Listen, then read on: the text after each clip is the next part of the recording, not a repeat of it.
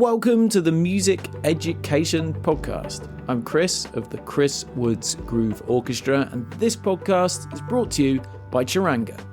In this episode, I chat with musician, storyteller, poet, and educator Ed Boxall. The conversation focuses mainly around storytelling and music, and sort of bringing those two things together, and the incredible benefits that come from that. Beyond just the amazing entertainment value, we talk a lot about how blending storytelling with music can bring emotion, images, and sound to life, and actually help make sense of those things for a lot of young people. Now you'll join our conversation as Ed is delving into the different tunings he uses on his guitar, which I assure you is fascinating for guitarists and non-guitarists alike. And for those of you who really have never ever picked up a guitar or have no idea of how the instrument is even tuned, then just to give you a brief intro, the guitar is usually tuned E, A, D, G, B, E. So Ed regularly tunes his guitar in a completely different way, which means he has to play completely intuitively. So all those chord shapes or ways of playing that he's learned before don't necessarily work in the same way, so he ends up discovering completely new things, which also makes the instrument more accessible to young people and I guess more effective in his storytelling. It's a really enlightening conversation and I know you'll enjoy it. Now, before I go, don't forget that Charanga is full of a whole host of tools to support your music teaching that can help bring some of the amazing things that we discuss in these podcast episodes to life.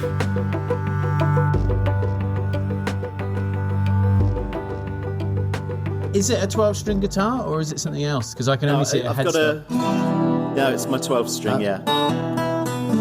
So I've got, depending on what we do, I don't have any sort of agenda of what to talk about, but me neither. Because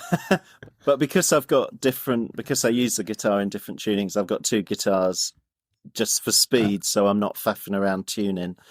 Nice. Well, I mean, you really can faff around to tuning, though. This is the ideal opportunity, in fact, in some ways. What tunings do you use, out of interest? What do you... I'm not sure if they're sort of established tunings or me remembering things I've been taught wrong. So I use this tuning where where this one is it's basically are the same, and then the two higher strings are D. So it's just like.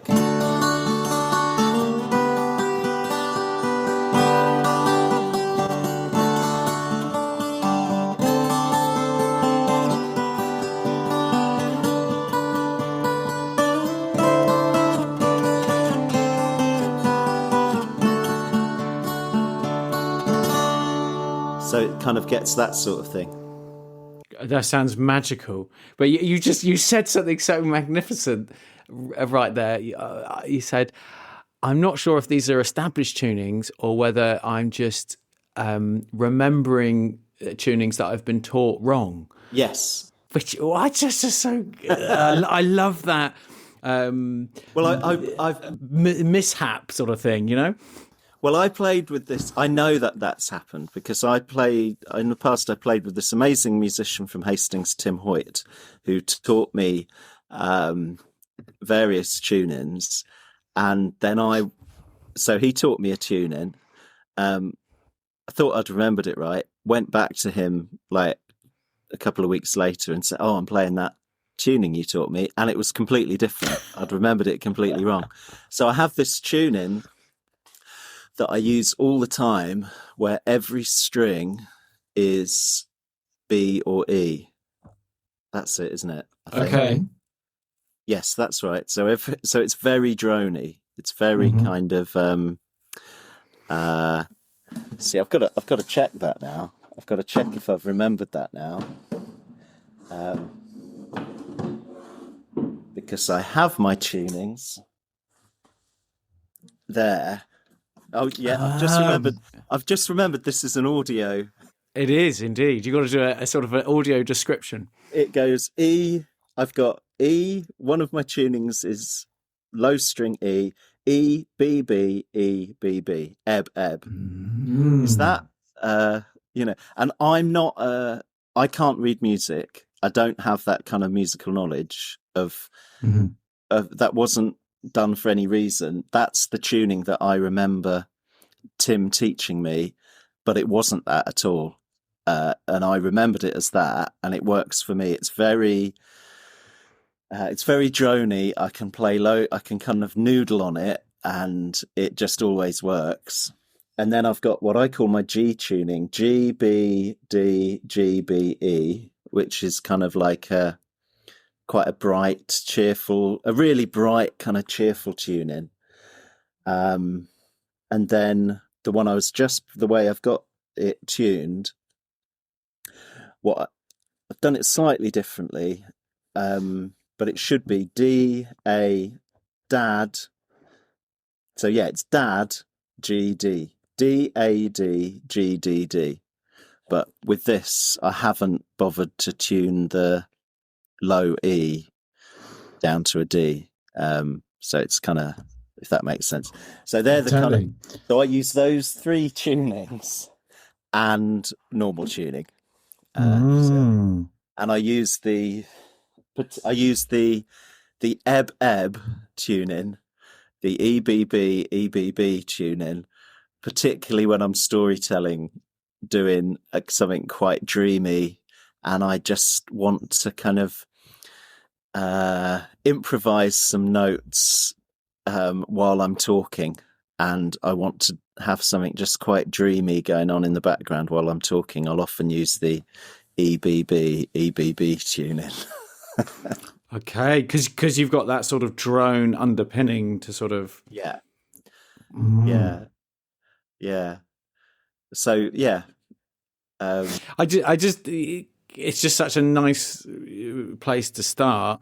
At risk of it becoming an episode of two guitarists talking about tunings, but it's just that music education journey, for want of a better phrase, that was you attempting to learn something or attempting to emulate something, and you got it wrong, but you found something new, and you found something better, and you found something that was Ed rather than Tim, and that's so cool, isn't it? Yeah, and with the open tunings, they're very good for working with kids. The ebb tuning, I will when I'm in a group, sort of messing around, being creative with children, I will put the guitar flat. So people are playing, so completely non-musicians are playing it on their lap, and children can create a wonderful drone by just strumming, or even kind of playing with paintbrushes and playing it like a drum. And you get a nice drone coming out that other people can kind of play instruments over the top. So it's quite cool.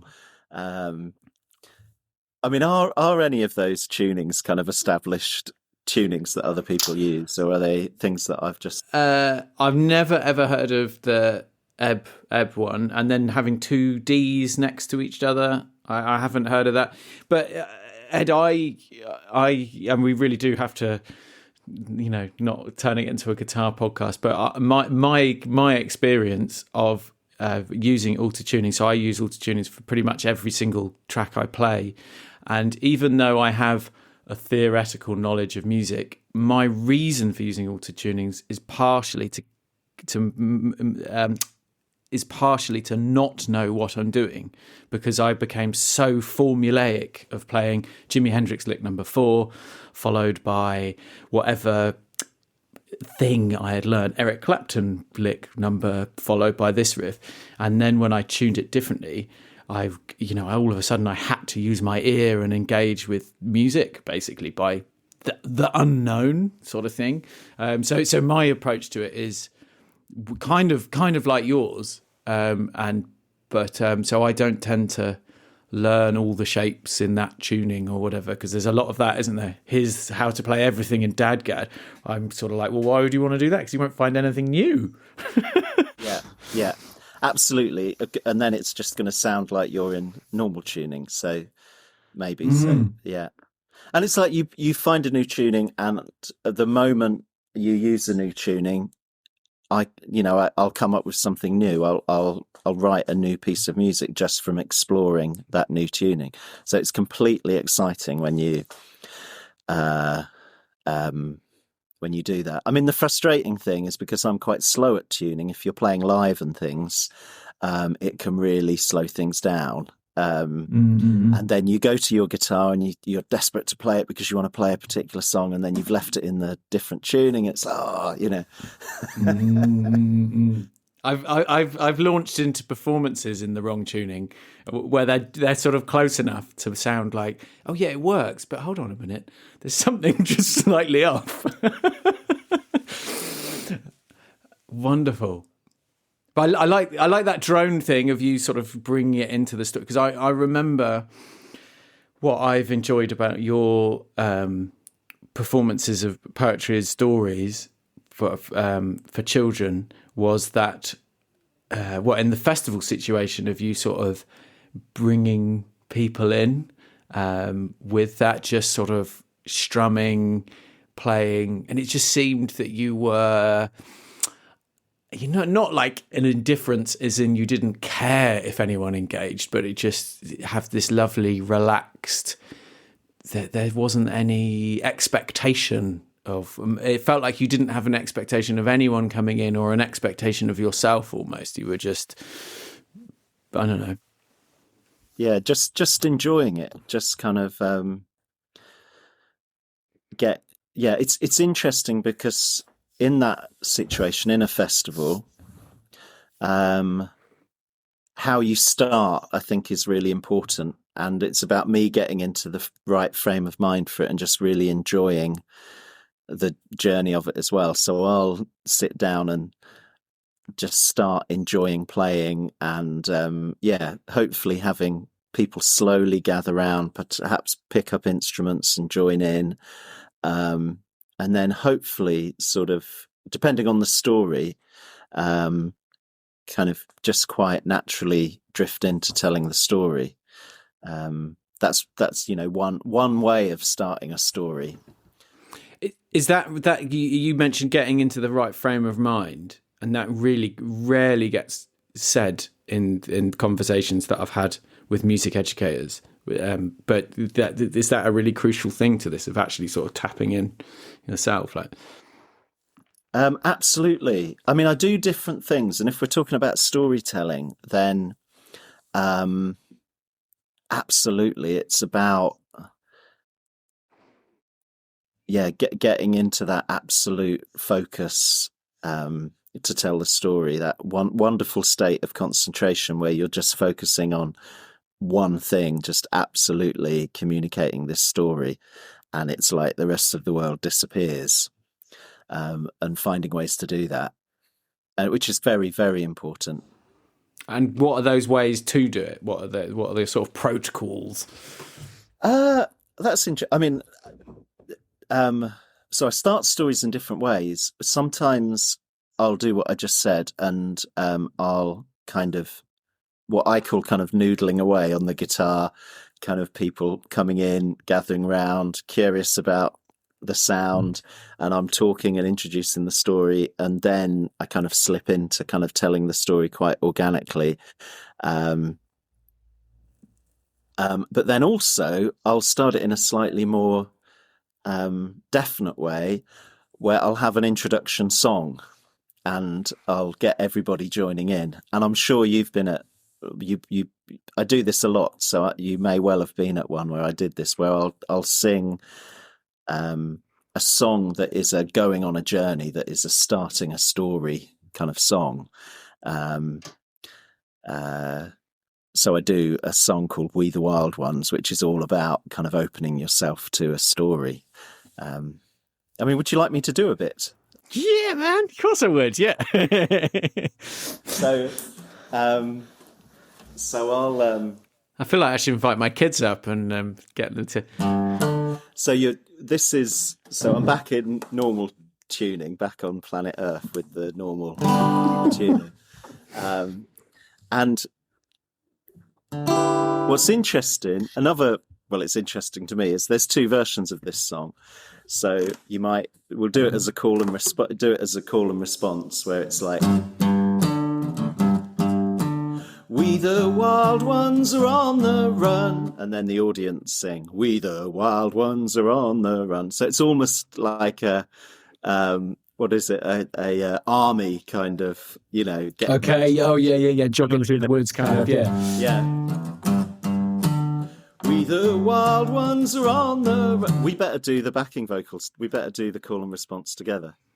I would love to, but I'm going to be out of sync, Ed. That's the only problem, isn't it? I'll be like 2 seconds after you. Yeah, no worries. I won't do the whole song, but we the wild ones are on the run. We the wild ones are on the run. From walls and roofs and electric light. From walls and roofs and electric light. We don't need school or shops or cars. We don't need school or shops or cars. Because we are not civilized. Because we are not civilized. We don't wear shoes, our feet are tough. We don't wear shoes, our feet are tough. We walk wherever wonder leads. Away forever, far and free. Away forever, far and free. We the wild ones, you and me. We the wild ones, you and me. Oh yeah. Oh yeah. So that's kind of saying, we're ready we're ready to leave the civilized world behind. We're getting in the right frame of mind to. And throughout that, you're sort of, because obviously the kids don't usually. When I've seen you, you don't know those children, and those children don't know anything. There's no sort of, okay, children, you're going to sing this, and this is just a sort of through animation and you moving and sort of saying, come on, join me. And, and so they don't need to learn that song because it's call and response. But then I have a different version depending on the mood, which is much dreamier. Okay. We the wild ones are on the run. From walls and roofs and electric lights. We don't need school or shops or cars.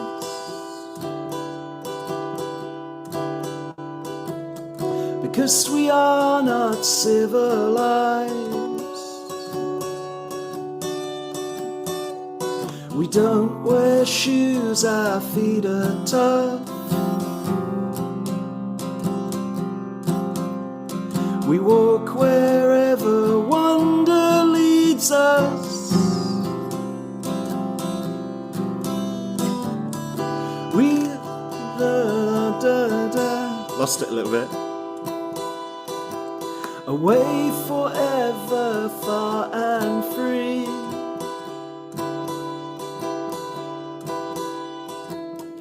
We the wild ones, you and me. And we sing, Jambaranja, Jambaran, Jambaranja, Jambaran. Jambaranja, jambaran.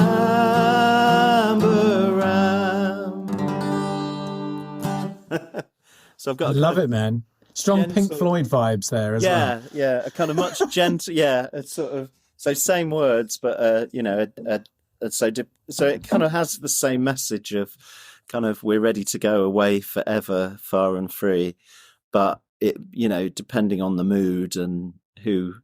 It might just feel like a group that don't really want to do a big call and response song, or it might be that I want to have a much gentler, softer atmosphere to start with. So I'll quite often start with that. Can't find it now.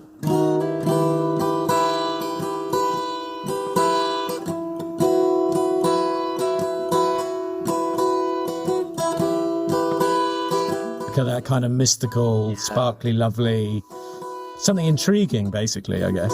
Yeah. Yeah, to kind of, that kind of uncertainty. Yeah, absolutely intriguing uncertainty, not settled kind of, oh, what's happening kind of feeling.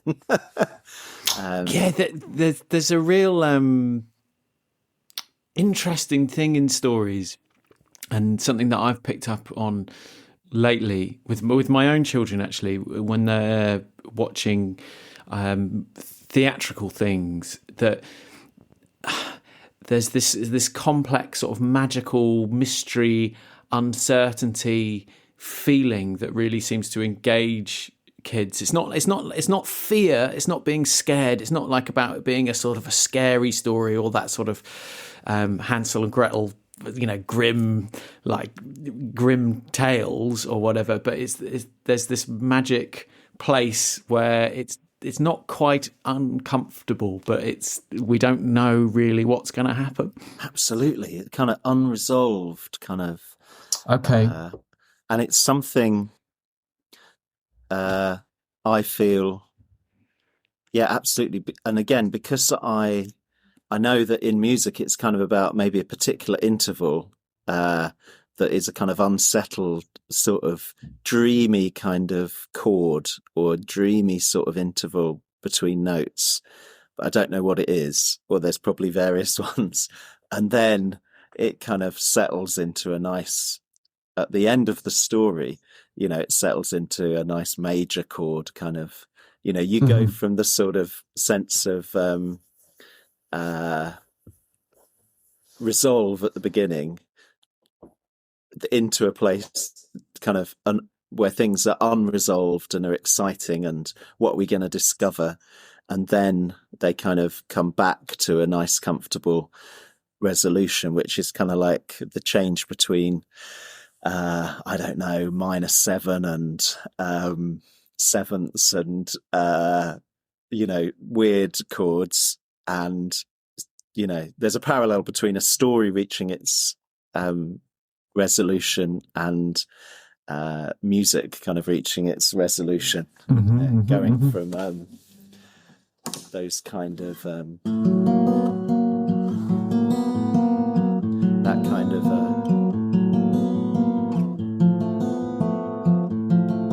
I mean, when I play a chord like that, the kids just look at you like, yeah. Well, I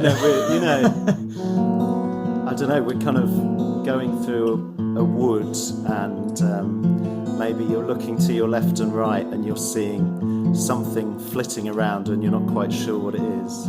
When I play a chord like that, I kind of hear somebody playing a flute as well. I hear like a fawn. I was gonna say that. Yeah, just yeah. It's like you got that, and then you're going to have Mr. Tumnus kind of appearing, playing a flute.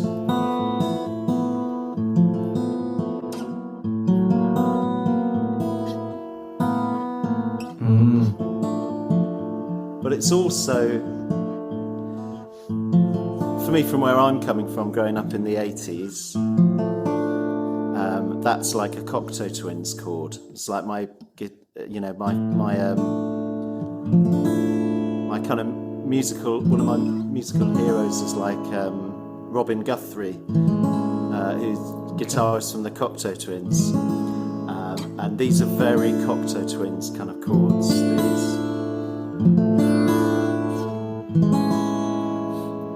There's an album called Victoria Land, which is an incredibly dreamy sort of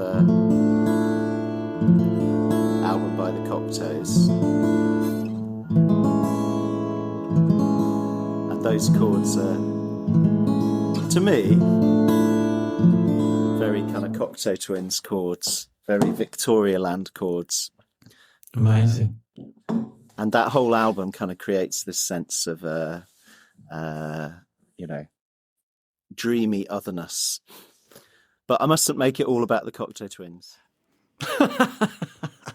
So, it's good to hear the. How do you think a music educator who doesn't write stories themselves, or hasn't written stories themselves previously, because I think if I was listening to this and I hadn't done created stories before, I would now have this insight into playing as kids are coming in, to sort of set the scene, to get myself in the zone, to get the kids in the zone, to sort of set everyone up for going on a bit of a magical journey.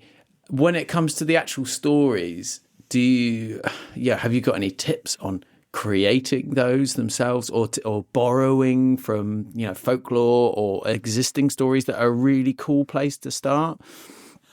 I think I definitely think it's not a good idea to overly mystify the art of a storyteller. I haven't really thought about this much before, but I think it's like, one of the things I do is I'm a storyteller, and I've trained as a storyteller.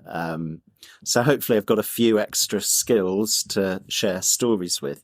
But, absolutely everybody is a storyteller, and absolutely, and the stories are the main thing. So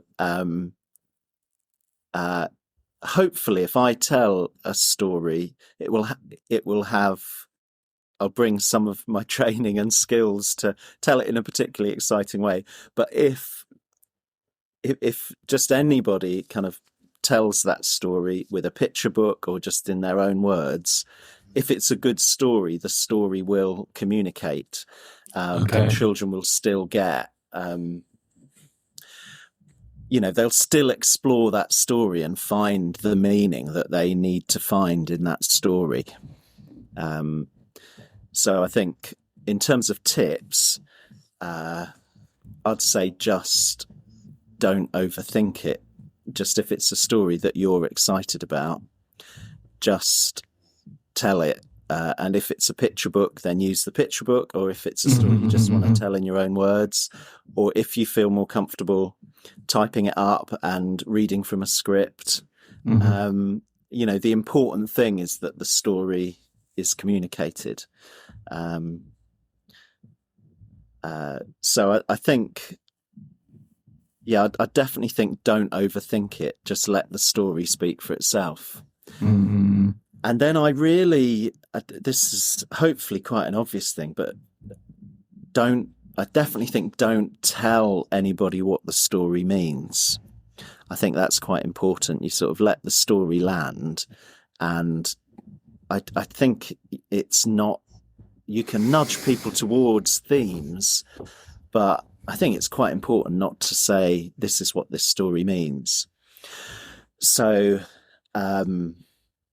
what I do, and I've got to give a storyteller and art therapist called Anna Atkinson a bit of credit for this, because I kind of was influenced by her approach, is that you'll tell your story, and then you'll just ask the participants to do quite an open activity to find their own meaning in it. So you'll just say something like, I've told you this story, close your eyes and just think of the moment that stays with you. Think of the picture that stays with you from this story. And then maybe put your hand up and share what that picture is, or make a piece of artwork about that picture. So people find the meaning that they want to in that story, the meaning that they need in that story, rather than having to articulate it. Yeah, and rather than telling people this is what this story means. Because I think, like, when I did my storytelling training, there was this wonderful idea that there's these kind of,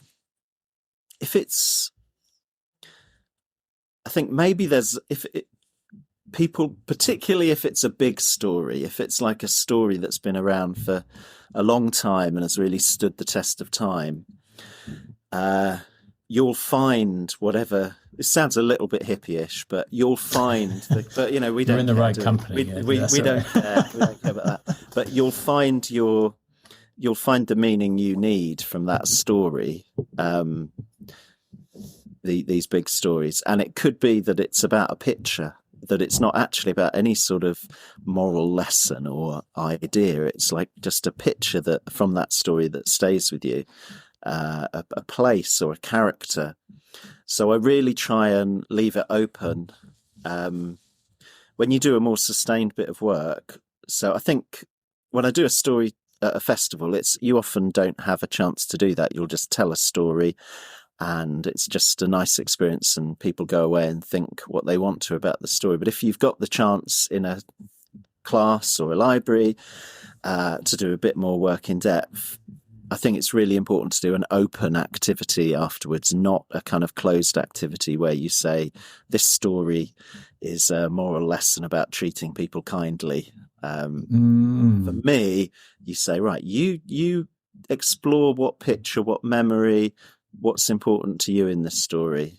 That, you know, I think that's a better way to work. And then you might end up with 30 children writing a poem that starts from the same story, but you have 30 very different poems come from that. You know, that's kind of the way I like to work with stories. Yeah. I think that's really wonderful and particularly poignant when put next to music as well, because I think so often conversations with children after listening to music or playing music tend to be quite reductive, I suppose, in that, how did that make you feel? And children, especially younger children, well, actually, I think adults as well, we talk about feelings in an oversimplified way, don't we? Happy or sad, for example, are the most, almost meaningless, aren't they? You know, that feeling of happiness or sadness is just so complex. And when you attach that to music or a story, which again, a story and music are kind of the same, one and the same, right? Yeah, absolutely. And I think, I find it very hard to kind of often answer directly how I'm feeling. And if somebody asks me how I'm feeling, I sometimes find that quite difficult to answer, or to someone to say, draw a picture about how you're feeling. It's a really difficult thing for me anyway. And I think, it's a very simple thing. And this is a very sort of I think quite a classic kind of art therapy thing, but it relates to what I was saying about stories. You don't ask a child to draw how they're feeling, perhaps. You ask them to draw a dog. And then then you start a conversation about how they've drawn that dog, and then you say, well, who's going to be with the dog? And then and then their feelings, and maybe when you take that quite open approach, they will find what they want to talk about through drawing a dog. And if you have an interesting open conversation about how they've drawn that dog, then that's a better way for them to kind of discover what they want to talk about. They might not necessarily know what they want to talk about straight away. Does that make sense? It does totally. I think it's a little bit more, complicated. So going into art, this is storytelling, and as well, it does relate. But we'll do a thing where I'll get everybody to draw a character, absolutely any character, and then we'll pass the drawings round, and I'll ask another child to respond to the character that the first person has drawn. And then that creates kind of story, and then you can have an open chat about what the characters might be saying to each other. And inevitably, every time you do that activity, things that are on the children's mind come up, because they've inevitably, without meaning to do it, they've drawn situations where maybe there's a character who's being got at by other characters, or maybe they've drawn, in a more positive way, they've drawn a character who is flying through the stars, and someone's drawn a character and they've decided to put them flying through the stars because they're feeling really good and positive about things, So sorry, that's moving away from music a bit, but no, that's fine. The parallels are huge, though, aren't they? It's just that sort of absolutely, and it's cool to. I guess this is talking about the arts in a therapeutic way, and I can imagine some educators making a distinction, saying, "Well, this is sort of." The way you actually mentioned art therapy. This is a therapeutic way of educating. This isn't music education as a whole, where we're giving people musical skills. But my argument would be, well, actually, this is sort of bringing it back to what you were talking about at the very beginning, when you were saying, I liked this chord because it was mystical or magical. This therapeutic way of teaching is giving those skills to be able to match emotions and feelings to chords, to pictures, to stories. So it is a skill. Whilst it's therapeutic, it is a direct skill thing. Do you think? Or absolutely, yes, because it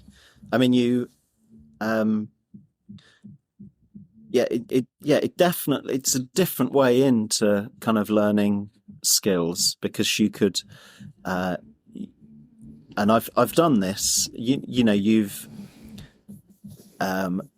talked about feelings, and you've done a project like that, and then you come back to the music, because where I'm artist in residence for a day a week in a school in Crawley, and we'll have the art over that side of the room, and then we got the music over this side of the room. So we'll do an activity like the drawing one I just did before, but then you'll go, maybe towards the end of the session, you'll go over to the other side of the room and do some music. And because we've been maybe exploring some quite sad things, I'll play a minor chord, and I'll talk about, does this feel right for maybe we, and I'll talk about how that a minor chord kind of has this sad feeling, and what feeling does this chord have, what feeling does that chord have. So it does. And then we'll talk about major and minor and seventh, and how music can feel quite settled and comfortable, and how you can just change it slightly and it can feel unresolved and uncomfortable, and then you can go into the minor kind of feeling, where it can feel quite straightforwardly sort of sad sometimes, so it does kind of relate back. But I can't say, but again, I suppose maybe I do that in a fairly superficial sort of way in terms of music theory, because I can't read music and that sort of thing. But yeah. So you're talking about the sort of idea of, if you were making this argument to somebody who, like perhaps a head teacher who wanted to also teach some rigorous musical skill within this. Yeah, I think so. Because ultimately teachers have to justify every single action that they make. So it's it's something that came up in the last episode, and I come up against in this being music in particular, seeing this is well-being, this is music for well-being, and this is music education. But ultimately I feel the things that you're talking about are really about not learning to articulate emotion, but learning to translate from yourself of those feelings into your instrument. I know you're talking in the context of stories and art as well, but that's part of it, isn't it? Because we feel those emotions in a visual way and a narrative way. They're all so intertwined, aren't they? I mean, with school, it does, as always gets said, it comes down to group sizes as well. If you can teach you can explore things in a much more organic way if you have, a group of 4 or 5 people. So say you want to explore the difference between major and minor. If you want to explore that with 30 children in a class, it's very, you kind of I guess you have to have everybody there, and right, this is a major chord, this is a minor chord. If you're kind of has to be almost more prescribed. And there's got to be more boundaries. Absolutely. Whereas if you're working in a small group of 3 or 4, like I say, you do an activity, and it feels like, oh right, today's a nice day because it's come up naturally. Today's a nice day to discuss the difference between major and minor because it's organically come up, and it's easier to do that in a small group. So, Ed, we talked about lots and lots of different things. Can we sort of do a plenary or a summary and bring it back to sort of blending that music with storytelling for children? Absolutely. I've retuned my guitar and I've put it into the my accidental EBB tuning. EBB. And this is my tuning that I use for often in the background of storytelling. And it's also a tuning that is very accessible for children, because when I tune it like this, children can literally kind of create a lovely drone, almost just like that, by using the guitar as a drum, like that. And picking any note open, and it just sounds quite nice, and then other instruments can join in. But yeah, if I was storytelling,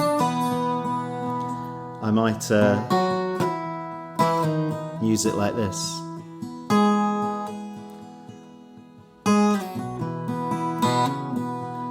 And at the end of a story, and we're coming to the end of the podcast,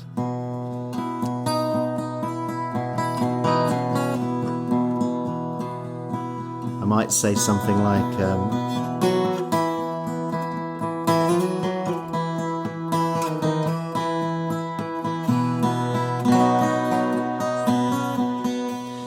so from that day forward,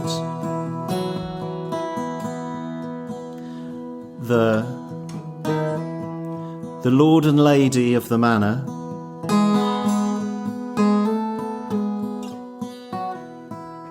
found their warm glow all over again. And every Christmas, they would invite the whole village to join them in their manor house that now every year glowed again with 1,000 candles and that warm glow of Christmas.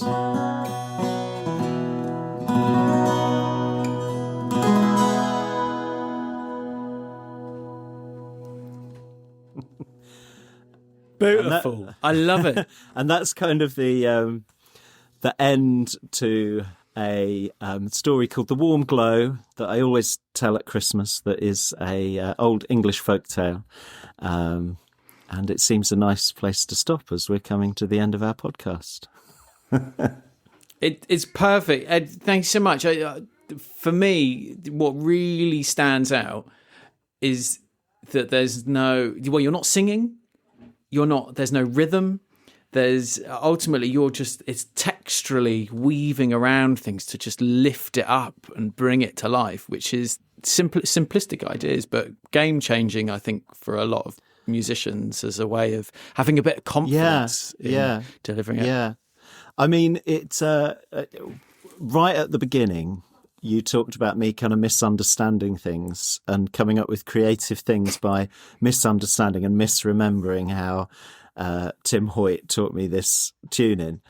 This is kind of looking at how an incredible musician like Robin Williamson from the Incredible String Band uses a harp. So he's a master at the Celtic harp, and he will play his Celtic harp in a masterful way underneath him telling a story. And I'm like, I want to find some kind of playful shortcut where I can do something a bit like that as a much more DIY self-taught musician. And that's how I kind of ended up doing that. So we've kind of gone back to what we talked about at the beginning, which is nice. I love it. Thank you so much, Ed. Brilliant. Thank you.